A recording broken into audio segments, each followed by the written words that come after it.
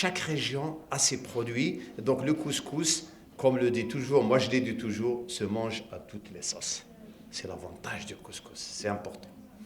Revenons un peu maintenant au travail, c'est-à-dire les femmes, comment ils le conçoivent, chaque région, je dirais même chaque كل دشرة عندها recette. Tellement c'est riche.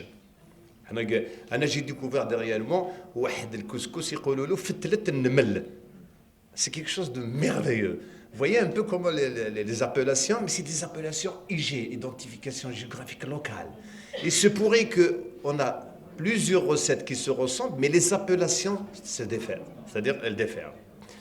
Donc là, je parlerai aussi de la femme qui roule le couscous et mesdames et messieurs qui vit de ce couscous, de ce travail. Là, c'est très important. Il faut dire aussi que maintenant, il y a quand même des années, la femme algérienne, quand elle travaille, elle n'a pas le temps. Avant, c'était les tuisas.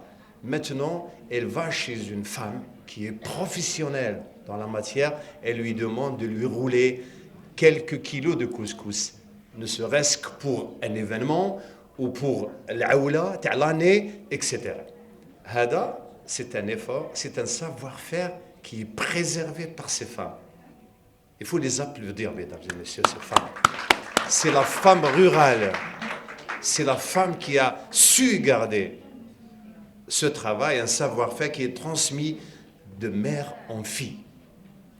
Maintenant, on revient sur l'ambiance qui se déroule au niveau des préparations, tel l'aoula, tel couscous par exemple. Quand les femmes font la tuisa, chaque famille, ils appellent les proches, les amis, la famille, de les aider à préparer une aoula d'une année ou d'un événement. عندهم une fête, يفتلوا, يوجدوا pour le... Alors, ils ont un rituel. Ils ont la rencontre qui fait leur bonheur. Avant, ils n'avaient pas des moyens de loisirs, des moyens de détente. C'est des rencontres. Ils se rencontrent, avec des chants, avec une ambiance, avec même la musique des bracelets avec lesquels on roule dans les tirines qui font un bruit et ça engendre une musique.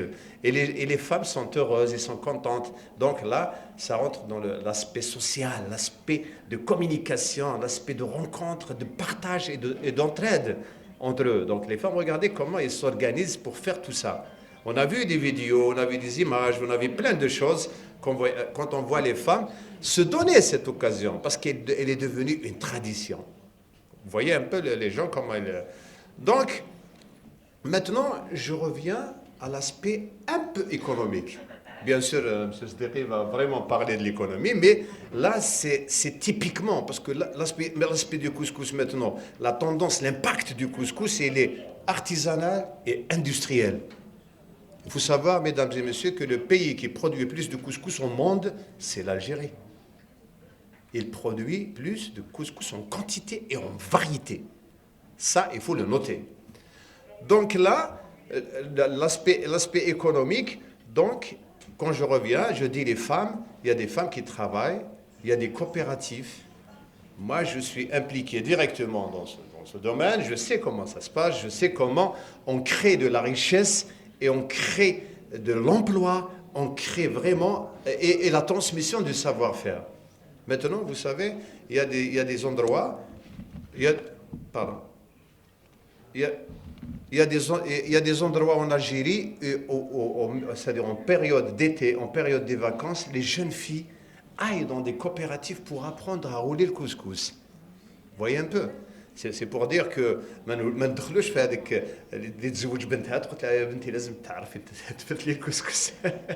Mais autre chose aussi, la transmission, la vie sociale et culturelle des gens, يقول لك ما يقولكش مكتاش العرس، يقول لك مكتاش ناكلوا طعام. Ça, c'est un mot fort. C'est un mot fort. Vous voyez un peu? Donc, les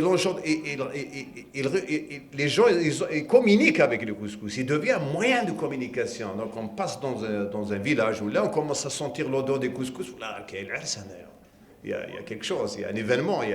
Il réunit les gens, il réunit les familles, il réunit Donc, pardon. اللمة voilà اللمة والكسكس ثاني هو اللمة c'est-à-dire il réunit il partage tout le monde voilà